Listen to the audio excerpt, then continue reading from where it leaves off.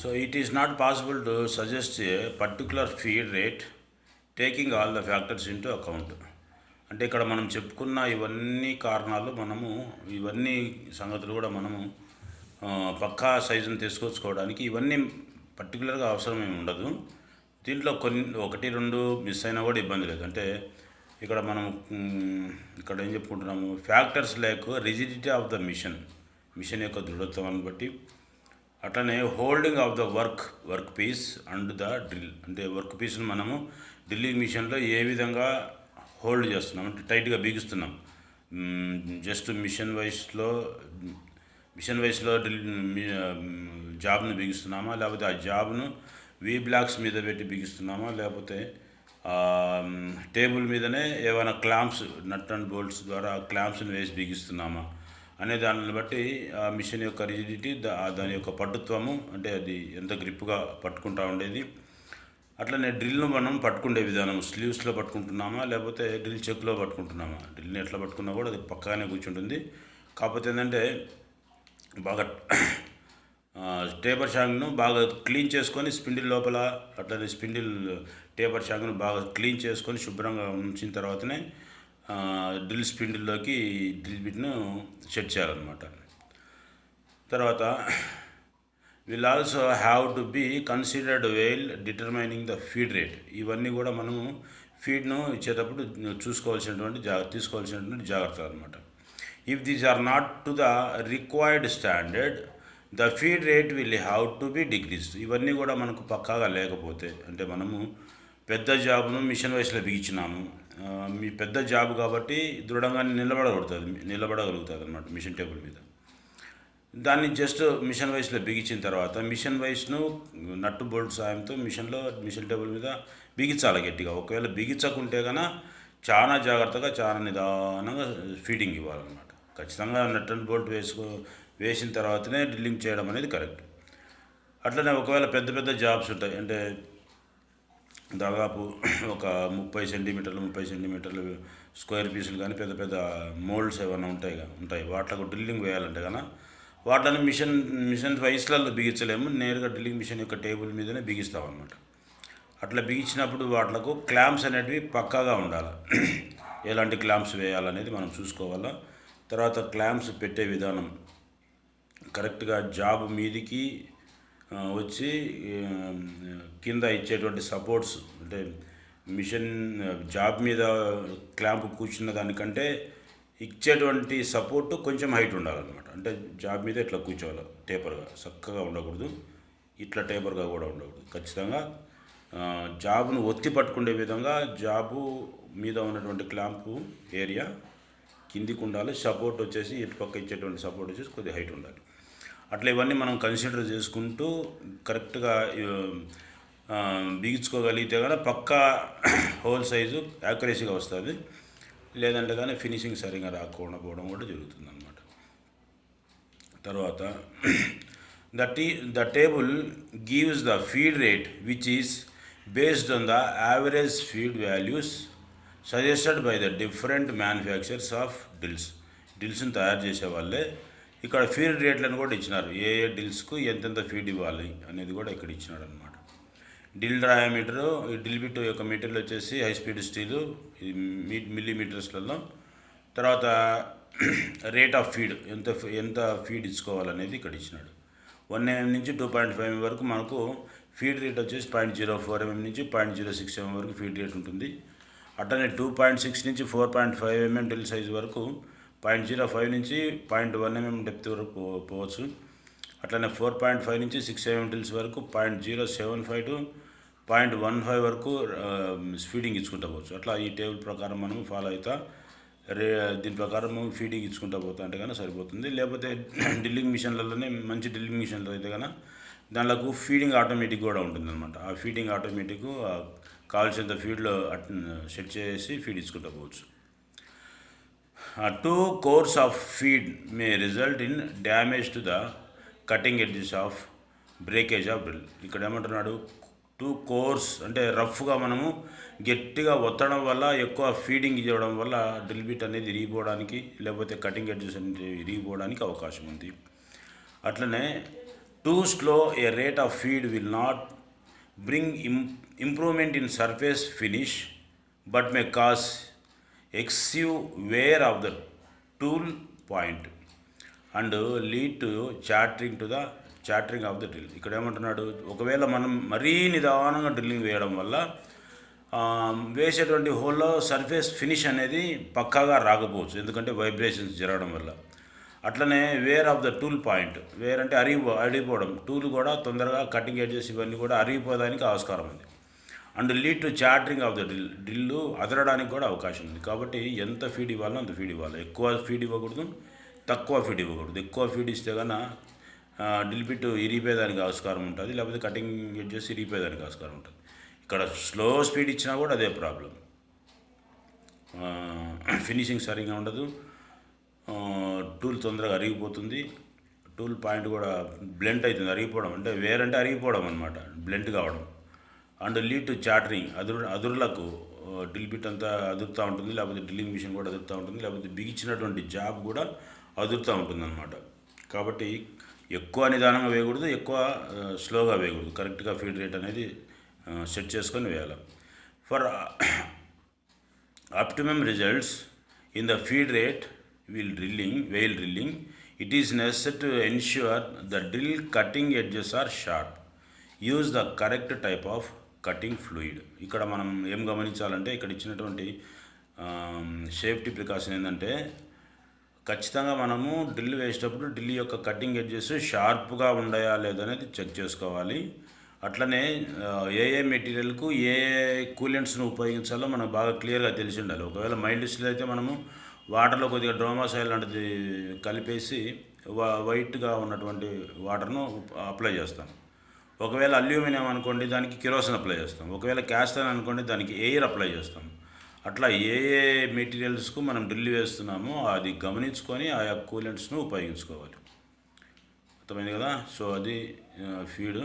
తర్వాత వచ్చేసి drill holding devices, అంటే డ్రిల్ను పట్టుకునేటువంటి పరికరాలు. డ్రిల్ను బిగించుకోవాలి కదా మన మిషన్లో, డ్రిల్లింగ్ వేయాలంటే మిషన్లో డ్రిల్ బిట్ బిగించుకోవాలి కదా. ఆ డ్రిల్ బిగించుకునేదానికి ఉపయోగపడేటువంటి టూల్స్ ఏవే ఉన్నాయి, దేనిలో మనము డ్రిల్స్ని బిగిస్తాము అనేదన్నమాట.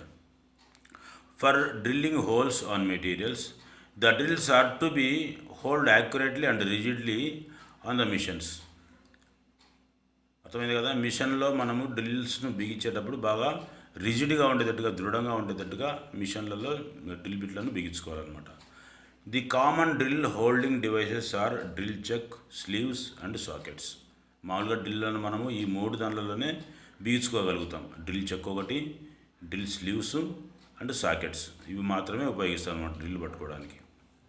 వేరే దేనిలలో కూడా ఈ డ్రిల్ను బిగించుకోలేము.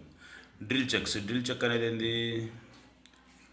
ఇక్కడ ఇది డ్రిల్ చెక్, ఇది డ్రిల్ చెక్. ఈ డ్రిల్ చెక్లో డ్రిల్ బిట్ను బిగిస్తాం అన్నమాట. ఈ డ్రిల్ చెక్లో బిగిస్తాం. సో ఈ డ్రిల్ చెక్ గురించి చూద్దాం. Drill chucks. Straight shank drills are held in drill chucks, అంటే ప్యారలల్ షాంక్ దేనికైతే ఉంటుందో డ్రిల్ బిట్లకు, వాటిని మాత్రమే ఈ డ్రిల్ చెక్లలో బిగించుకోగలుగుతాం. For fixing and removing drills, the chucks are provided either with a pinion and key or a knurled ring. అంటే డ్రిల్ బిట్లను బిగించుకోవడానికి మనము పినియన్ అండ్ కీ అనేది, అంటే ఇక్కడ కీ ఇచ్చినట్టు కదా, దీన్ని పినియన్ అండ్ కీ అంటారు. ఈ చెక్కుకు ఉన్నటువంటి గేర్ లాంటి ప్రాంతాన్ని పినియన్ అంటారు, ఇది గేర్ లాంటి భాగం అంటారు. దీంతో యాక్చువల్గా ఇది చెక్కు కీ అంటారు అనమాట. ఈ కీ తోటి డ్రిల్ బిట్లను బిగించుకుంటాము. ఒకవేళ ఈ మాదిరిగా లేదనుకోండి, ఈ ప్రాంతం అంతా కూడా, ఇక్కడ లైన్లు ఇచ్చినట్టు కదా, ఈ ప్రాంతం అంతా కూడా నర్లింగ్ చేయబడి ఉంటుంది. డైమండ్ నర్లింగ్ చేసి ఉంటారు. నర్లింగ్ అంటే తెలుసో లేదు మీకు, నర్లింగ్ లెసన్ వచ్చినప్పుడు మళ్ళీ మీకు ఏడన్నా చూపించి explain చేయగలుగుతా.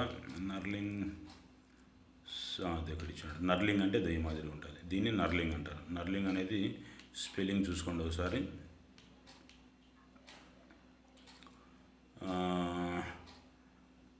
ఎవడది drill chucks fixing key knurling అనేది మనం కేర్ సైలెన్స్ పలుకుతున్నాం. నర్లింగ్ అనేది ఇట్లా పలకాలి, నర్ల్డ్ రింగ్ కే తీసేసి NURLED నర్లుడ్ అని పలుకుతాం అనమాట. స్పెల్లింగ్ రాసేటప్పుడు మాత్రం కే పెట్టాల్సిందే, నర్లుడ్ అని, KNURLED నర్లుడ్ అని అంటారు అనమాట. సో అట్లా నర్లింగ్ ఉన్నటువంటి రింగ్ ఇస్తారనమాట. అంటే ఈ నర్లుడు రింగ్స్ ఉండేటువంటి ఏంటంటే పెద్ద పెద్ద డ్రిల్స్ కాకుండా చిన్న డ్రిల్ బిట్స్, అంటే 1mm 2mm 3mm 4mm వరకు మాత్రమే ఆ డ్రిల్ బిట్లను పట్టుకోవడానికి మాత్రమే అవి ఉపయోగపడతాయి. ఒకవేళ అంటే దానిలను ఎక్కువ టైట్ చేయాల్సిన అవసరం లేదు. దాన్ని ఎక్కువ టైట్ చేయడం వల్ల అది గట్టిగా పట్టుకుంటుంది. కాకపోతే ఏంటంటే ఒకవేళ డ్రిల్ను కరెక్ట్గా మనం ప్రాసెస్లో వేయలేకపోతే కానీ డ్రిల్ పక్కన ఇరిగిపోతుంది. అవి ఎందుకంటే సన్న డ్రిల్ బిట్ కాబట్టి వాటి దానిలో మనం మరి గట్టిగా పట్టుకోకుండా చేత్తో బిగించుకుంటే ఏమైనా నర్లింగ్ చేసినటువంటి రింగులు ఏర్పాటు చేసి ఉంటారు అనమాట. The drill chucks are hold on the machine spindle by means of a arbor fitted on the drill chuck. Drill చెక్లో ఆర్బర్ అనేది ఫిట్ చేసి ఉంటారు. ఈ డ్రిల్ చెక్ పైన ఉండేటువంటిది ఈ భాగాన్ని ఆర్బర్ అంటారు అనమాట. ఈ డ్రిల్ పిట్ సాయంతో ఈ డ్రిల్ చెక్కును, అంటే ఈ డ్రిల్ చెక్కు ఇక్కడ టేపర్ కనపడుతుంది కదా, Morse taper to fit into the chuck body. ఇక్కడ ఏమైంది, Morse taper to fit into the spindle. ఈ టేపర్ల గురించి కూడా మళ్ళీ మనకు ఒక లెసన్ ఉంది. మోర్స్ టేపర్ అంటే MT టేపర్ అంటారు అనమాట. MT1 to MT5 వరకు టేపర్స్ ఉన్నాయి. ఆ టేపర్స్ గురించి కూడా ఇంకో క్లాస్ ఉంటుంది. ఆ క్లాస్ మనకు ఎక్కువగా లేత్ మిషన్ సబ్జెక్ట్ వచ్చినప్పుడు వస్తుంది, లేదంటే కన్నా MT టేపర్స్ గురించి చెప్పుకునేటప్పుడు చెప్పుకోవచ్చు. సో ఇక్కడ ఈ 2 రకాల టేపర్స్ ఉన్నాయన్నమాట. Morse taper fit into the spindle. ఈ టేపర్ వచ్చేసి స్పిండిల్లో బిగించుకోవడానికి, అంటే టైట్గా పట్టుకోవడానికి, ఫిట్ కావడానికి ఉపయోగపడేటువంటి టేపరు. ఈ కింది టేపర్ వచ్చేసి ఈ చెక్కుకున్నటువంటి ఈ భాగంలో ఫిట్ అయ్యేటువంటి మోర్స్ టేపర్ అనమాట. ఈ టేపర్లలో ఇవి గట్టిగా దృఢంగా కూర్చోగలుగుతాయి అన్నమాట, టైట్గా కూర్చోగలుగుతాయి. The drill checks are held on the mission spindle by means of a arbor fitted into the drill check. So ఇక్కడ ఆర్బర్ అనే దాన్ని ఉపయోగించి డ్రిల్ స్పిండిల్ లోపల ఈ చెక్లను బిగించుకోవడానికి ఉపయోగం ఉంటుంది.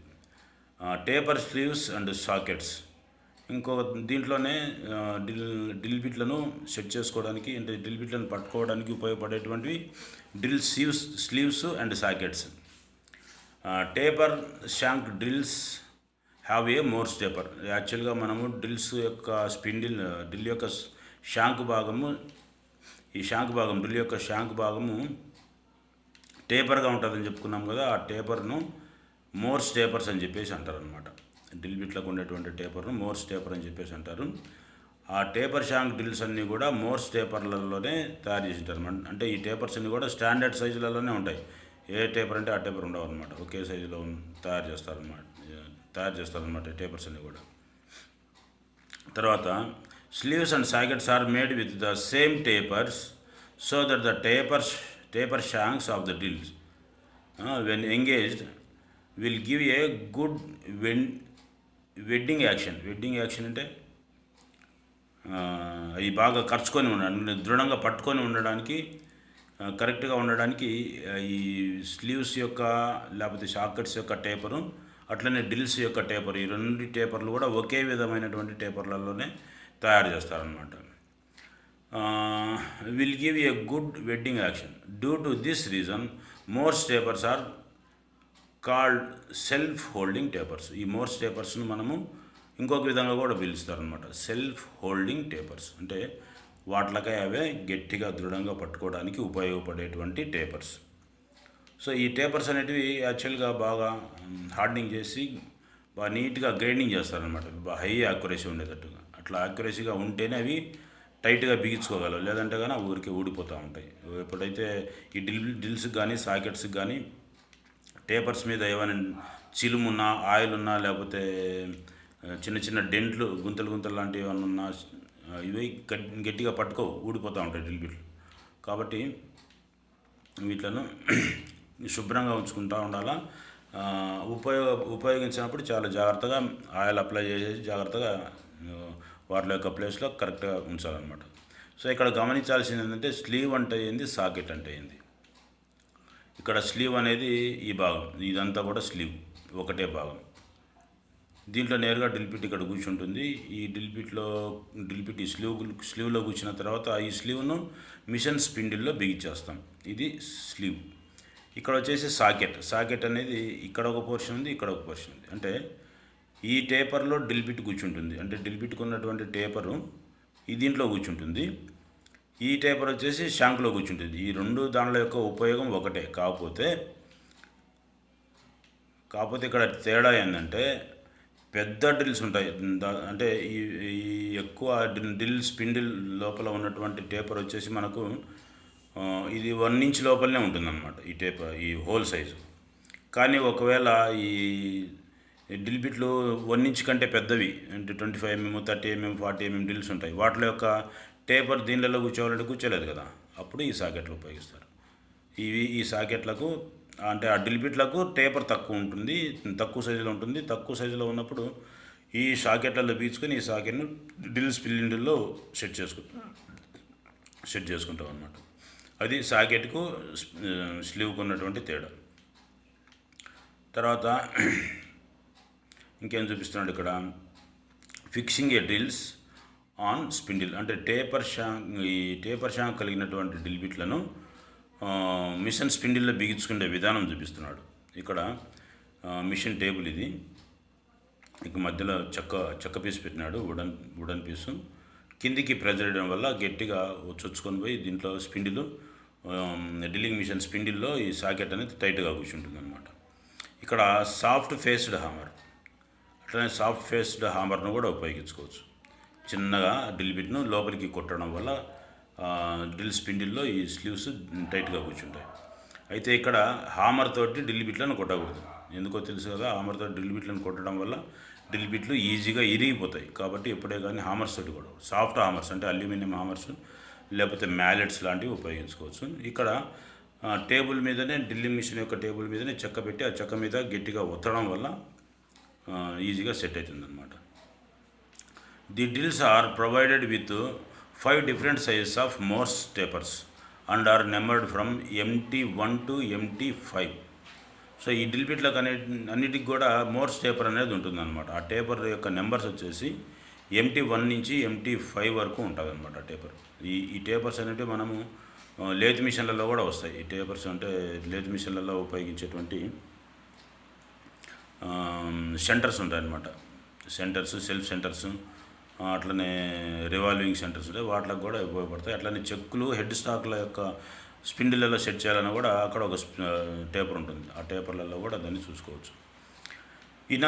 In order to make up the difference in size between the shanks of the drills and the bore of the machine spindles, sleeves of different sizes are used.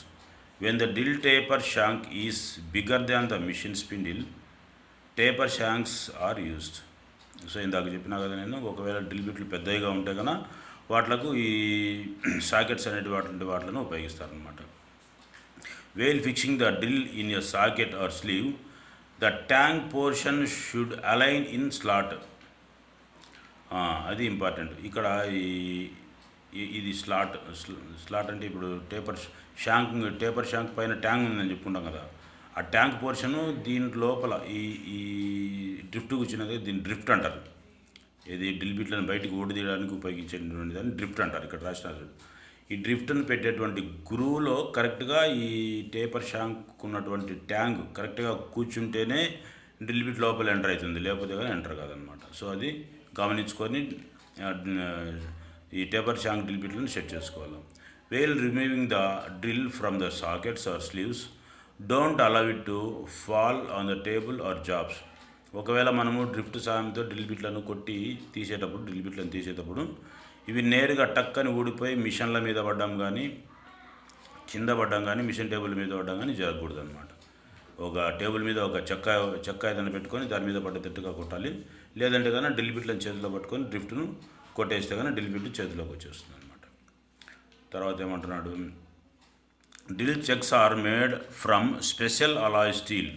అంటే ఈ డ్రిల్ చెక్స్ అన్నిటిని కూడా special Alai స్టీల్స్తో తయారు చేస్తారనమాట. అట్లనే drill sleeves are made from case hardened steel. అంటే case hardening అంటే అది మనకు మెటలర్జీలో వస్తుంది. సో ఆ డ్రిల్ స్లీవ్స్ యొక్క మెటీరియల్ వచ్చేసి మామూలుగా EN36 మెటీరియల్స్ తయారు చేసేసి వాటిలను కేస్ హార్డెనింగ్ చేస్తారంట. అంటే స్కిన్ పోర్షన్ మాత్రమే హార్డ్గా ఉండేటట్టుగా హార్డనింగ్ చేస్తాను అనమాట. అది ఎక్కడ రాసింది ఇది.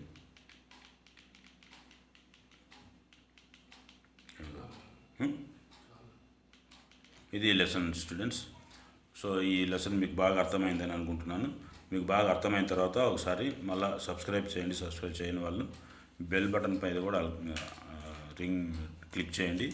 అలానే ఏమైనా మీకు క్వశ్చన్స్ డౌట్స్ ఏమైనా ఉంటే కనుక నాకు ఫోన్ చేసి అడిగితే నేను వాటిని క్లియర్ చేయడానికి ట్రై చేస్తాను. లేదంటే నా ఛానల్లోనే లింక్ ఉంది. ఆ లింక్లో మీ డౌట్స్ ఏమైనా ఉంటే కనుక రాసి పెట్టండి. నేను వాటిని చూసుకొని ఆ డౌట్స్ని ఎక్స్ప్లెయిన్ చేయడానికి ప్రయత్నం చేస్తాను. Thank you students.